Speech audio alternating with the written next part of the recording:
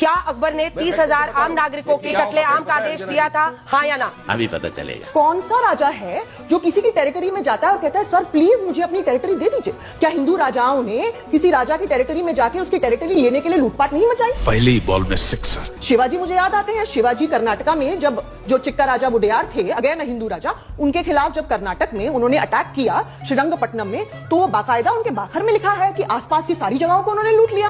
फिर आप चोलास को ले लीजिए, कह दो कि ये झूठ है। छत्रपति शिवाजी महाराज और उनकी जो लेगेसी है उसको पूरा देश नतमस्तक होकर सलाम करता है। इसलिए मैं आपसे बस एक रिक्वेस्ट कर रही हूँ, कुछ भी ऐसा ना बोले ताकि लोगों की भावनाओं को ठेस पहुंचे। नहीं, मैं बिल्कुल फैक्ट्स पे बात बोल रही हूँ। फैक्ट से अगर किसी को ठेस पहुंचती है तो it's a very unfortunate thing. बात तो सही है। मेरा प्रश्न सिर्फ इतना है कि देखिए यहाँ पर भी राजा थे और सब अपना साम्राज्य फैलाने के लिए युद्ध लड़ते थे, लेकिन जब विदेशी यहाँ पर आकर आक्रमण करके यहाँ पर लोगों को स्लेव बना रहे थे या जजिया उनसे ले रहे थे, आप दोनों को एक तराजू पर कैसे रख सकते हैं? अभी मजा आएगा ना भिड़ो। सबसे पहली बात तो अगर विदेशी मारे तो वो ज्यादा गलत और देशी मारे तो कम गलत, ये मैं नहीं मानती हूँ।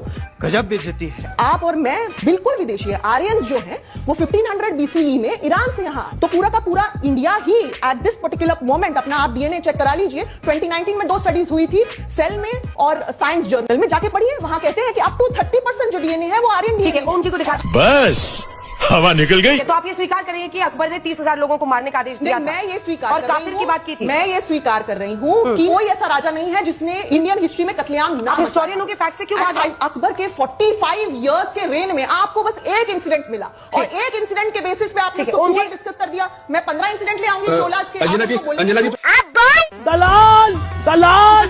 ये तो लेने के देने पड़ गए।